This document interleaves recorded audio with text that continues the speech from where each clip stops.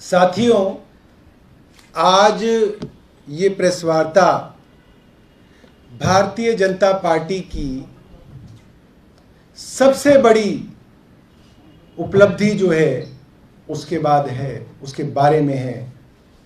प्रधानमंत्री जी लाल किले की प्राचीर पे जब 15 अगस्त को भाषण देते हैं, अपनी सरकार की बड़ी बड़ी पॉलिसीज और अपनी सरकार के सबसे बड़े कार्यक्रमों के बारे में जनता को बताते हैं, मगर भारतीय जनता पार्टी अपने सबसे जरूरी और सबसे क्रिटिकल ऑपरेशन के बारे में लाल किले से चर्चा नहीं करते हैं, मगर वो चर्चा देश की जनता रोज करती है। और वो कार्यक्रम भारतीय जनता पार्टी का है ऑपरेशन लोटस। और ये ऑपरेशन लोटस क्या है? Operation lotus Bharatiya Janata party का अपना इजाद किया हुआ शब्द है, जो शब्दकोश के अंदर आया, भारतीय राजनीति के शब्दकोश के अंदर इसकी उत्पत्ति भारतीय जनता पार्टी द्वारा हुई है। Operation lotus. ये ऑपरेशन क्या है? ये ऑपरेशन ये है कि जब जब राज्य सरकारों को चुनाव में जनता चुनकर भेजती है, उसमें खूब समय मिलता है भारतीय जनता पार्टी को उस राज्य सरकार के खिलाफ, उस पार्टी के खिलाफ प्रचार करने के लिए। प्रधानमंत्री स्वयं प्रचार करने हर राज्य में जाते हैं। भारतीय जनता पार्टी के सभी केंद्रीय मंत्री प्रचार में हर राज्य में जाते हैं, चाहे दिल्ली जैसा छोटा शहर हो, चाहे वेस्ट बंगाल जैसा बड़ा जो है राज्य हो, प्रधानमंत्री स्वयं उतरते हैं।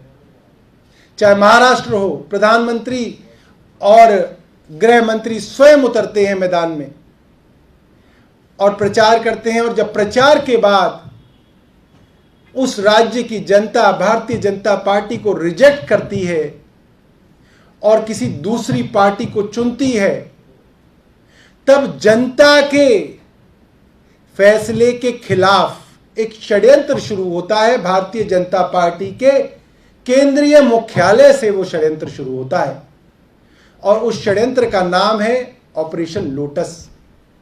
ये ऑपरेशन लोटस हमने मध्य प्रदेश में देखा, जहां कांग्रेस के विधायकों को तोड़कर भारतीय जनता पार्टी ने अपनी सरकार बनाई, जनता को धोखा दिया। जनता की चुनी हुई सरकार को गोवा में गिराया गया और भारतीय जनता पार्टी ने विधायकों को तोड़कर अपनी सरकार बनाई। ऑपरेशन लोटस द्वारा जनता को धोखा दिया। कर्नाटका के अंदर जेडीएस और कांग्रेस की चुनी हुई सरकार को गिराया गया। ऑपरेशन लोटस सीधा केंद्रीय भाजपा ऑफिस से चलाया गया। जनता की उम्मीद के खिलाफ, जनता को धोखा देते हुए भारतीय जनता पार्टी की सरकार बनाई गई। अरुणाचल प्रदेश में भारतीय जनता पार्टी ने यह किया, हम सब ने देखा। और अभी हाल ही में मध्य प्रदेश के अंदर हमने देखा कैसे कांग्रेस के विधायकों को तोड़ के शिवराज सिंह चौहान को दोबारा बनाया गया।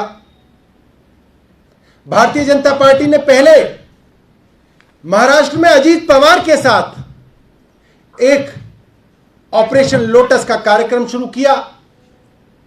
एक दिन के अंदर 6 मुकदमे अजीत पवार साहब के साथ जो दर्ज थे वो हटाए गए।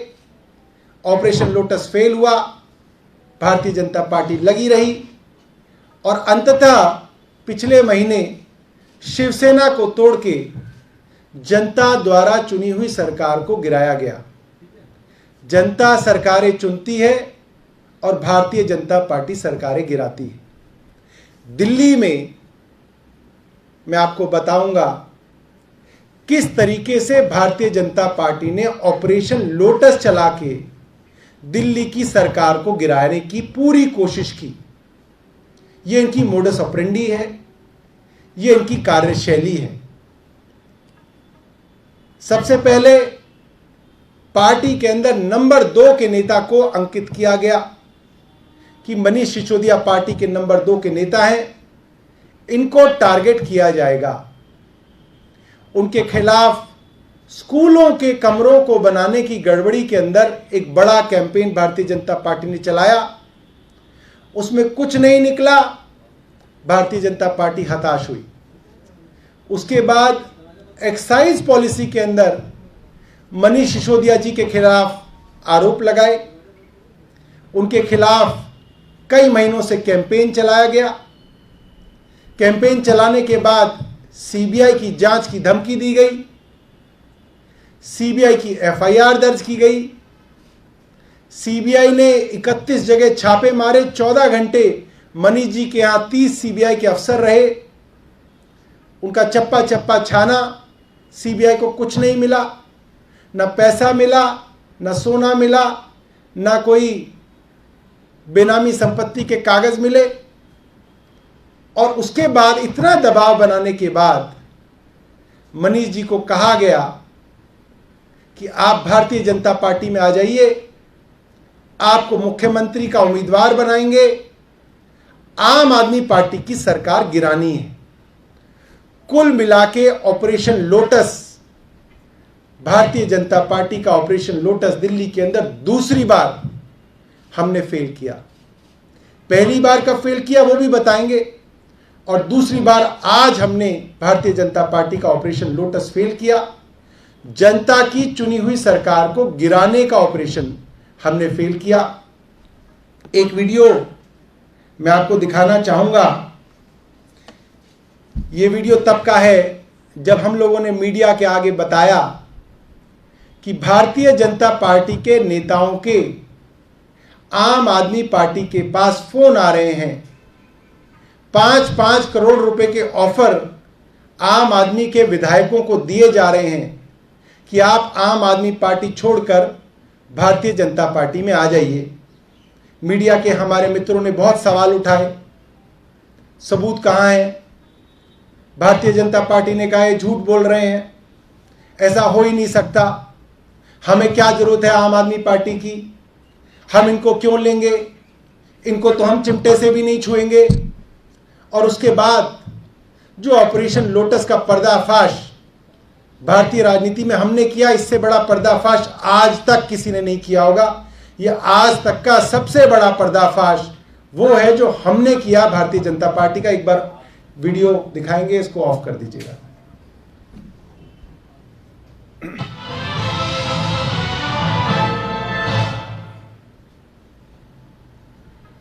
नमस्कार, आप देख रहे हैं आज तक, आपके साथ मैं हूं अंजना ओम कश्यप। ऑपरेशन सरकार, आज हम आपको दिखाने जा रहे हैं एक ऐसा स्टिंग ऑपरेशन जिसने देश की राजधानी दिल्ली की सियासत में भूचाल ला दिया है। जी हां, बीजेपी पर बड़ा आरोप लगा है।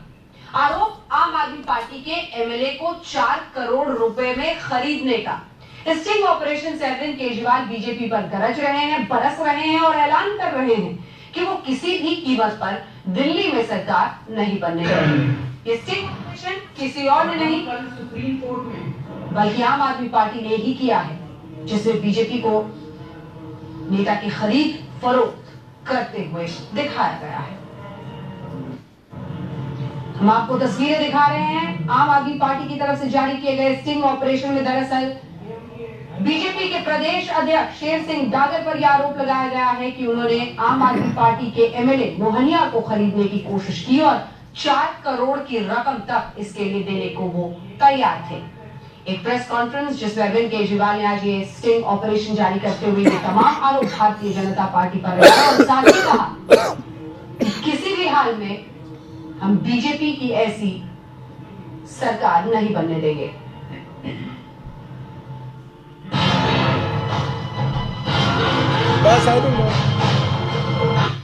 ये स्टिंग ऑपरेशन कई चैनल्स द्वारा दिखाया गया है और यूट्यूब के अंदर उपलब्ध है। सितंबर 2014 का ये स्टिंग ऑपरेशन है और मैं अपने मीडिया के साथियों को ये आश्वस्त करना चाहता हूं कि इस मामले में भी बीजेपी का ऐसा पर्दाफाश करेंगे कि भारतीय जनता पार्टी कभी भी किसी राज्य की सरकार को तोड़ने की कोशिश दोबारा नहीं करेगी। बहुत बहुत धन्यवाद। अगर आपके पास कोई प्रश्न है तो पूछ सकते हैं। सौरभ जी, कल से लगातार जब से ये खुलासा हुआ है, मनीष जी ने ट्वीट करा, कल भी आपने प्रेस कॉन्फ्रेंस करी थी, जब ये वीडियो भी दिखा रहे हैं तो उस नाम का खुलासा आम आदमी पार्टी। जी जी जी, मैं पत्रकार होने के नाते आपकी जो जिज्ञासा है वो पूरी तरह से समझता हूँ। मैं आपकी जगह होता, मेरे अंदर भी ये जिज्ञासा होती। मैं आप सब लोगों को ये आश्वस्त करना चाहता हूँ, बहुत जल्द उपयुक्त समय पे बड़ा पर्दाफाश करेंगे। भारतीय जनता पार्टी के पैरों के तले से ज़मीन निकल जाएगी, ये मेरा आप लोगों से जो है आश्वासन है। जिस कॉल की आप बात कर रहे हैं वो दिल्ली बीजेपी से आया, जी जी जी, बीजेपी हेडक्वार्टर से, नेशनल टीम से आया, कहां से आया, ये तो बता सकते हैं। डायरेक्ट आया, मैं सब कुछ बता सकता हूँ, मगर मैं एक पार्टी का बहुत छोटा सा नेता हूँ। जब पार्टी तय करेगी तो इसको बड़े मंच पे ढंग से हम लोग दिखाएंगे। आप लोगों को जो है हम लोग निराश नहीं करेंगे। क्या उसमें सिर्फ आप जो क्लेम कर रहे हैं अच्छा, कि अब आप पूछेंगे क्या वो 16 क्या कहते हैं 40 साल से ऊपर के नेता थे या नीचे के नेता थे? अच्छा ये बता दीजिए, ऑफर रेट के पहले आया बाद आया, इतना तो और ऑफर में क्या था? सरकार बनानी है, मुख्यमंत्री का पद है, पैसा है, क्या था ऑफर जिसका दावा आप लोग? एटलीस्ट पहले बात का तो बताइए। बहुत सारी डिटेल मैं नहीं बता सकता। मोटे तौर पे मनीष सिसोदिया जी को भारतीय जनता पार्टी का उम्मीदवार बनाने का ऑफर है और उसके क्या कहते हैं, उसके बदले जो है सभी केसेस जो भी हैं इनके ऊपर, सीबीआई का, ईडी का, स्कूलों का जो मामला चलाया हुआ है, सबको वापस करने की जो है बात कही गई है।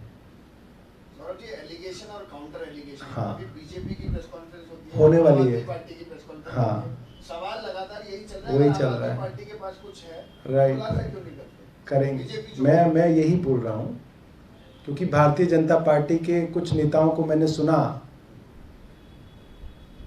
कि हम तो चिमटे से भी आम आदमी पार्टी के विधायकों को नहीं छुएंगे, चिमटे से। आज आम आदमी पार्टी की सरकार 2 राज्यों में है। उस वक्त तो आम आदमी पार्टी की सरकार ही नहीं थी। सस्पेंडेड एनिमेशन में 28 एमएलए ऐसे घूम रहे होते थे जैसे गली के अंदर कोई ऐसे घूम रहा हो, ऐसे घूमते थे। मैं भी विधायक था उसमें, पहचानते नहीं थे लोग हमको। तभी दिनेश मोनिया स्टिंग भी कर पाए। हम गली से निकल जाते थे तो बताना पड़ता था, भाई ये एमएलए, अच्छा ये है, अच्छा अच्छा, ये हालत थी हमारी। और आप देखिए वो प्रेस वार्ता करने के लिए पार्टी के पास ऑफिस नहीं था, कॉन्स्टिट्यूशन क्लब में बैठ के वो प्रेस वार्ता की जा रही है। और विधायकों की मीटिंग करने के लिए दिल्ली में जगह नहीं थी। मैं आपको बताऊं, जिस दिन ये स्टिंग ऑपरेशन हुआ, ये हमारा जो पुराना ऑफिस था गाजियाबाद में, जहां पे अरविंद जी को फ्लैट मिला हुआ था सरकारी, वहां पे किसी ने अपने कोठी का ग्राउंड फ्लोर दे रखा था, वहां पे एमएलए की मीटिंग होती थी। ये वो समय था जब भारतीय जनता पार्टी के नेता, हमने 4 करोड़ रुपए का ऑफर देते हुए वीडियो पे दिखाया। अब भारतीय जनता पार्टी के बड़े बड़े नेता बैठते हैं टीवी पे, कहते हैं अरे तो एफआईआर क्यों नहीं दर्ज करा देते हमारे खिलाफ? भैया एफआईआर तो इस केस में भी दर्ज करिए। ऑपरेशन स्टिंग ऑपरेशन है, वीडियो है, गवाह है, सब कुछ है। आप सब जानते हैं इसके अंदर कुछ नहीं हुआ, कुछ नहीं हुआ। 2014 से आज 2022 आ गया, 8 साल हो गए, कुछ नहीं हुआ इसके अंदर। हमें कानून से जो है कोई उम्मीद नहीं है कि दिल्ली पुलिस जो है इसके अंदर कोई उस नेता को पकड़ के जो है वो जेल के अंदर डाल देगी। तुम्हारी कैसे हिम्मत हुई कि तुमने उप मुख्यमंत्री को ब्लैकमेल करके ये ऑफर दिया? हमें पूरा इस दिल्ली के अंदर जो व्यवस्था है, पुलिस की व्यवस्था, उसको पूरा जो है हम समझते हैं और हम उनकी मजबूरियां समझते हैं कि वो चाहकर भी इन लोगों के ऊपर एक्शन नहीं कर सकते हैं। आप लोगों का बहुत बहुत धन्यवाद। एक सवाल जवाब दीजिए, क्या चुनाव का इंतजार कर रहे हैं? चुनाव के डेट्स आएंगे उसके बाद आप ये वीडियो जारी करेंगे? ऐसा मैं नहीं कहूँगा, मगर कुछ पार्टी का एक तय एजेंडा है, एक तय कैलेंडर है, उसके हिसाब से करेंगे। आप लोगों को निराश नहीं करेंगे।